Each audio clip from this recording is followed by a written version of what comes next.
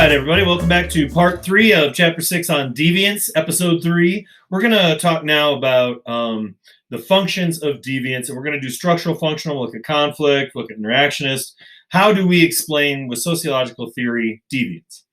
So according to the structural functional theories, and this is Durkheim's basic insights, that's that deviance affirms cultural values and norms. And what that means is that knowing that something is deviant helps us understand what all those norms are and values that we say we have, right? Basically, there can be no good without evil, no justice without crime. And the idea here is that functionalist theory in general supports sort of the functioning of society, right? So responding to deviance according to structural functional theory, it clarifies our moral boundaries, right?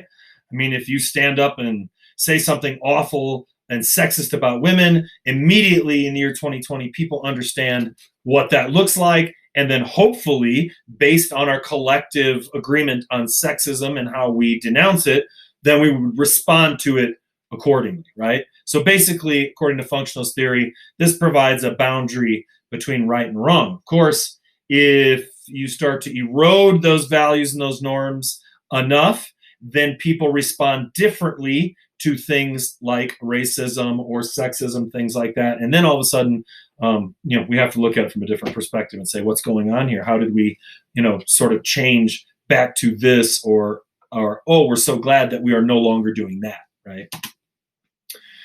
So basic instincts, basic insights into Durkheim's theory, responding to deviance, it brings us together, right? We usually react seriously to deviance with a shared outrage because we know that whatever it is, murder or whatever that might be, is wrong.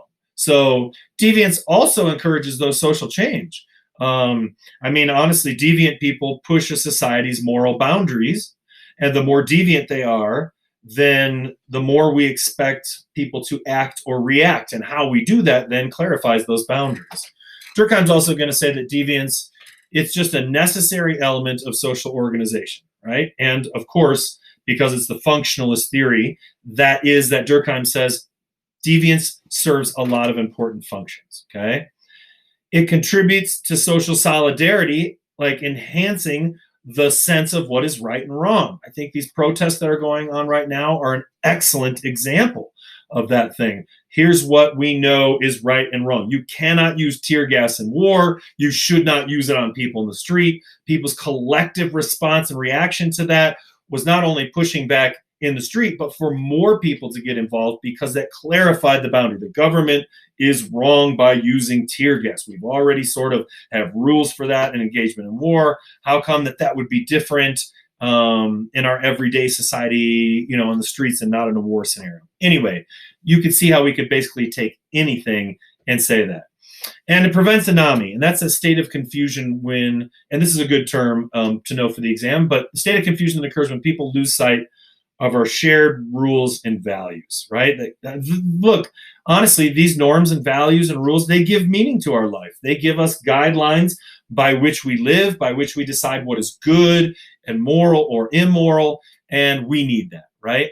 And I guess an example would be, I have here is suicide. Like, we have to understand, right? I think we have the highest suicide rate in the world.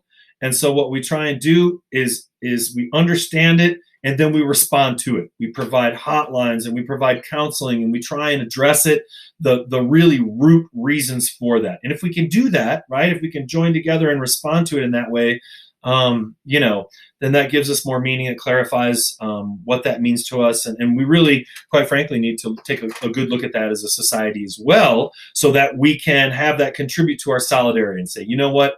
It is not okay that X number of people, we have a very high suicide rate amongst people who are veterans. And then that clarifies our moral boundary and says, enough. We need to do something about it.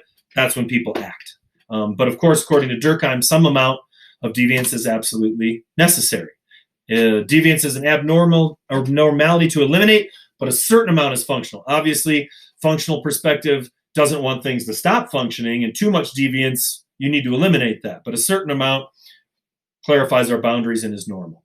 Contributes to social solidarity, like I said, again, by enhancing a sense of right and wrong. and prevents anomie.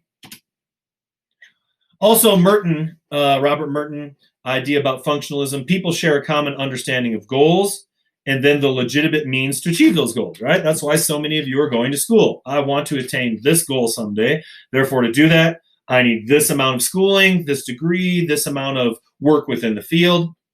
And so an important part of Merton's contribution to sociology is where we find strain theory. So that is when a gap, no matter how big, and the bigger that gap matters, exists between the goals for success culturally and the means available to achieve them, right? And when those get bigger, the rates of deviance will be high. So here's what you do. You get a good job, you get that education, and then you have all of this at your access, right? But a lot of people know that that's not true. I could try to go to school and I can get an education, but because of whatever that might be, race or gender, that gap is going to be bigger. And then that's when Merton is saying, well, the bigger that gap is between your means available to achieve the goals and the goals that you set. I mean, if you set these goals high, like everybody can be way up here and you want that, but you don't follow through with it, then rates of deviance are going to increase. I mean, people are going to do things to get what they need anyway, especially if the means to achieve them isn't available. All right. Merton again, people share a common understanding of goals. We know how to do it and we know how to achieve it, right? So when that gap exists between the goals, for success and the means available to achieve them. So check it out. Type of response: conformity, cultural goals, accept, rebellion, reject or substitute those cultural goals. You're not just rejecting them, but hopefully sociologists or as people that are, trying to join together with collective action, you have an idea of what you want to substitute that with, right? So here's all the different ways that we could go about responding, and according to looking at it from a functionalist perspective. All right, these are two also important theories, all of them again connected to functionalism.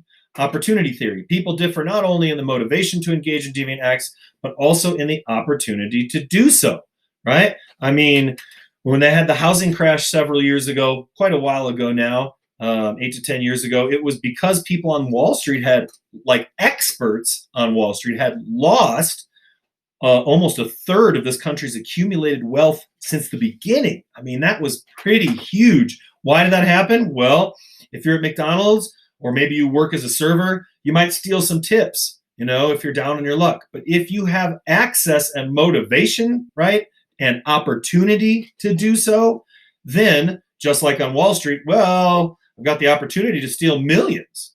So if enough people do that and have opportunity to do that, that's what we're talking about with opportunity theory. Not only the motivation, but here it is. I only have a motivation, right? If we're looking at poor people, folks lower socioeconomic ladder, they would have to hand in the pocket. They would have to steal for hundreds of years to even accomplish what a small handful of folks did almost overnight in this country in regards to how much money they stole.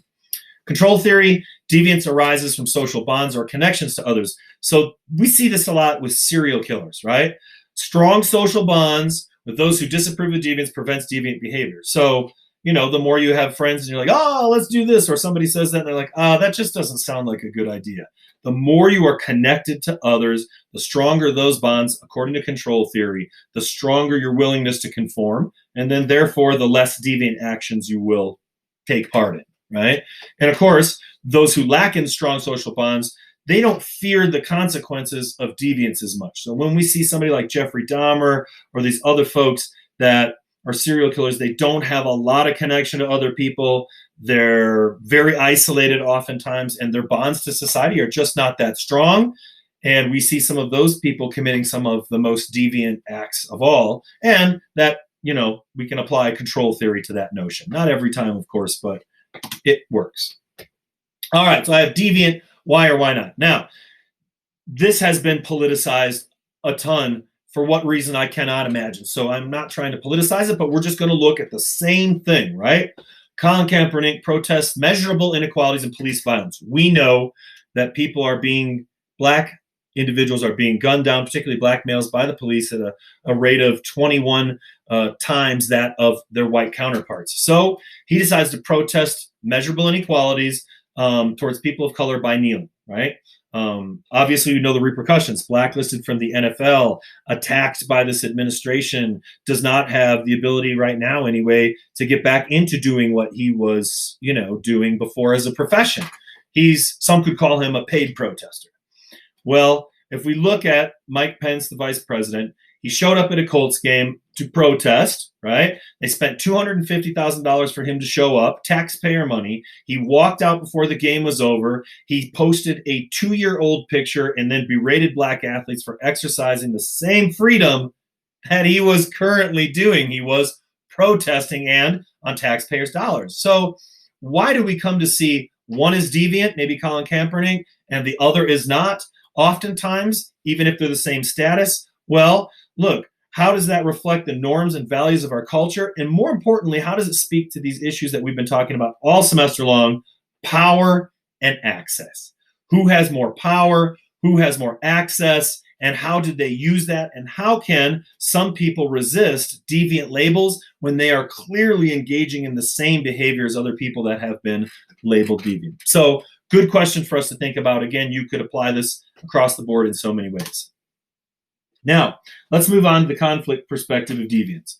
Subculture theory. So we know the conflict paradigm or perspective or theory is inequality. That's just the big thing about that. So subcultural theory, various segments of the population have conflicting interests.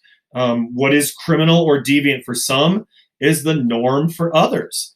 A really interesting piece here, right? Class dominant theory, dominant class interests determine what is labeled as deviant or criminal. Like I just said, we could look at capitalism and say that has been, by the dominant class, sort of reinforced over time. But what it requires is, right, labor, private property, a regulated marketplace, and over time, capitalism has sort of been justified as biologically the natural way that we approach things, but that's only been defined from a dominant class perspective. Of course, if we flip that around like we've been talking about the entire chapter, folks could look at what the dominant class is doing in regards to homelessness or poverty or any type of social safety nets and say that's far more deviant and far more criminal. It just depends. I guess that's Obi-Wan Kenobi, right? From a certain point of view. Thanks, Obi-Wan. All right, cannabis. How bad can a good girl get? Sorry. Beware, young and old, people in all walks of life. This may be handed to you. Contains the killer drug marijuana. It has the powerful narcotic in which lurks murder, insanity, death. Right? We can look at this and then flip back to the class dominant theory, right? And the dominant class labeled for a long time cannabis as deviant. They used newspapers and they used scare tactics and they used a lot of money and they used a lot of false facts. And only now we're starting to see not only the war on drugs, but the war on cannabis, and most of what was purported as criminal and deviant and what would happen, turned out to be lies and subterfuge over the years. So deviance and cannabis use is a really great thing to look at because we could look at it from all sorts of different perspectives, and we have.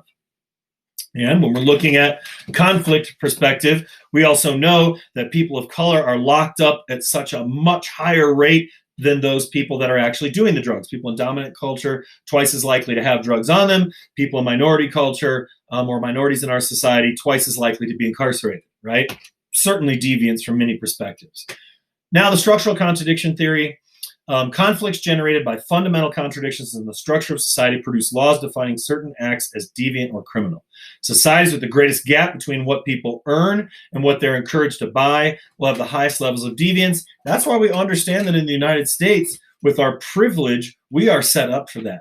Because what you are encouraged to buy is tremendous. Because even if we just look here at this culture, United States, we are a consumption culture or a culture of consumption. We buy to feel good. We need to keep people buying to keep the economy growing and keep going. But the less people make, the less that we raise minimum wage and have structures and put things, agencies and institutions in place that help that, the more that we're saying do this and buy this and have this, the less money people have and the greater the gap, as we'll see in the next chapter as we look at structural, the ladder of society, how that's structured, socioeconomic structures, the more that we see that we'll have high levels of deviance. You tell me I can get this, the ability for me to get it, or the high gap between actually being able to do that is this big. And that's a contradiction between what the structure is telling you can have and you can do, and what is actually how hard that is or how possible that is to attain. And so I think that we can see that, whether that's a new car or a new computer or the newest version of whatever, people are going to do what they need to do to get that. And that's not just people in the lower socioeconomic status. There's also that happening with people and what they're told on the higher end, that too, right? But when there's more of a gap, that's when we'll see greater deviance according to structural contradiction theory. All right. I mean, are these people deviant? People who have differing levels of ability in a wheelchair, people who might be obese, the homeless, people with differing skin pigments, people who are really quite small or really large compared to the standard, right? Oftentimes we think of people as deviant, and folks did not choose that for themselves. So to some people, yes, people in wheelchairs are deviant. And to some people who are homeless are deviant. And we tend to assume, particularly in this culture, that homeless people choose that for themselves. In some cases, absolutely. But in most cases, those are folks that want to work. They want to have a roof over their head. They want the same dignity as everybody else. However, oftentimes, regardless of knowing the situation, labeled as deviant. All right, let's finish off by looking at labeling theory. And that gets us to our symbolic interaction analysis of all of this. Main contribution of that is labeling theory. And that is that deviance and conformity result not really from people, like what they do, but from how people respond. Okay? So if you, we kind of talked about this before because a lot of these theories are similar, but if you do something and people laugh at it, even though it's deviant, class clown kind of thing, then you might do that again, even if that encourages deviance, right? Same is true. Somebody says something really racist. Nobody says a counterpoint to it. Maybe it's like at a family gathering or something. Some old racist uncle tells a joke. People don't say anything. Maybe even a couple people laugh. I mean, deviance or conformity results from how we look at others in individual situations and how they respond. If they don't respond with being appalled or saying, hey, that's not cool, then it's likely to see that deviance carry on, right? So labeling theory, the product of labels that people attach to certain types of behavior. And of course, we've got a couple different things, ways, like in every chapter, to look at that. And that is, not only is deviance socially constructed, we understand that as sociologists, but we can look then at primary and secondary deviance, right? The moment an activity is labeled deviant by others, primary deviance, okay, happens right there. Secondary occurs when a person labeled deviant accepts that label as part of his or her identity and begins to act in conformity with the label. Class clown thing, right? Might not be good for your schooling, but you like it when people laugh. You get a response. It seems positive to you. I'm labeled as that, and then I begin to accept that label, right? Troublemaker in school. Enough people get in trouble enough times, and that could be an institutional thing. We're just going to point out you, and we're looking at you, and we're ready for you, and there it is, and it's not fair, but you start to internalize that, right? Just as people internalize whether they are smart enough or capable enough or not, or you could use this and apply it to just about anything. So primary, norm violations that most people take part in with little harm to your self-concept. Drinking once in a while, maybe even if it's underage drinking, deviance, or binge drinking once in a while, versus when people make something of that deviant behavior. People understand you've gone too far with drinking. It is now taken over your life, or it is a big component of it, and it's not just maybe what that used to be. You now could harm others who are your friends, your relationships, and people outside that by your behaviors. Just one example. And we also have, lastly, differential association theory. So deviant criminal behavior result from associating with people that are deviant. They're okay with certain types of deviant, right? Those friends that you hang out with that are okay with stealing something at the store once in a while, you'll start to do that, according to this theory. And a lot of times, even though we don't want to say that we're influenced by others, people have said to us, let's go out the night before a test, forget studying. They know exactly how to ask you, and there you are doing that instead of what you know you need to get done, right? Of course, that completely depends on the frequency and the intensity and the length and the chronology of those relationships, and whether you have those other relationships in your life that are saying, that's not the right thing to do. But another way to look at symbolic interactionism in regards to that. So how do we decide what is deviant and what is not? Since we're all deviant, we know a couple things, and that is, look, we don't all have an equal say in what constitutes deviance, right? Society generally attempts to control and regulate the behavior of its members, okay? And oftentimes they do. We can also medicalize deviance. Oh, I think all sorts of ways that we could look examples of this, but transforming moral and legal deviance into a medical condition, I think it was, he was an actor, Mel Gibson, and he went off on a really anti-Semitic rant, and it was clear that that's just his real feelings, but then he said, I'm an alcoholic, and he medicalized it, right? That wasn't me, right? Personal competence of a deviant person, certainly I'm competent. You have to understand that it's a medical condition. So we also medicalize deviance as well. Now, lastly, we're going to talk about social control. I know this is a long video. I'll try and get through this. But social control is a big part up close, in person in our lives, and in a macro reason of why we do what we do every single day, right? I mean, informal social control, parents, teachers, your peers, do this, don't do that. This is cool, this isn't. These are against the rules, this isn't, up to a certain point. That's informal social control. Formal social control is when our criminal justice system has to intervene, right? A response by police, the courts, prison officials to the alleged violation of the law, right? It's not just you've done this little thing and now we're reprimanding you. It's now we're getting formal criminal justice. Now the police are involved, right? Whatever that might be. And social control is really interesting because I think this is one of the coolest things or most interesting things about sociology. So social control, efforts to ensure conformity, and it's an attempt to control your thoughts, your actions, or your behaviors. Like, really? That sounds conspiracy theory stuff. You're going to try and control my thoughts? Well, look, it leads to social power, that ability to exercise social control, and certainly people can. I mean, there's an advertising rule of 10. Gotta have Charmin, gotta have Charmin, gotta have Charmin, gotta have Charmin, gotta have Charmin. You say it 10 times, suddenly you ingest it 10 times, 15 times, 20 times. Suddenly you gotta have an Apple computer. Suddenly you gotta have Charmin or you're gonna chafe. It works, right? Informal social control occurs among ordinary people, right? You signal displeasure or disapproval with somebody's behaviors. You can ignore it, whatever. But formal, like I said before, when the police get involved, and formal and informal can occur together. I've got a drug dealer who gets arrested, but also then when he gets back to his neighborhood, his community, he's shunned by his neighbors. They signal disapproval. But social control, a very real thing. That's what advertising is all about. That's how we get people to reinforce messages. Drugs are bad, drugs are bad, drugs are bad. Or don't do this, do that, don't do this, do that. Whatever that might be. So informal and formal. Just think about this list here. Getting teased by your friends, informal. Getting arrested, formal. You can think about that. So deviance exists in opposition to those who try and control it. And this is just, I have a question, but we know the answer, right? Do the powerful avoid labels of deviant when other powerful people would be labeled? Yeah, I don't know why I think of Paris Hilton, but like how many times could somebody not go to jail and be arrested for a DUI and possession of drugs? If you're famous, if you have enough power, many times, apparently. And some people, only once, right? So deviants exist in opposition to those that they threaten, right? So few things inherently are deviant. Do you agree, disagree? What do you think?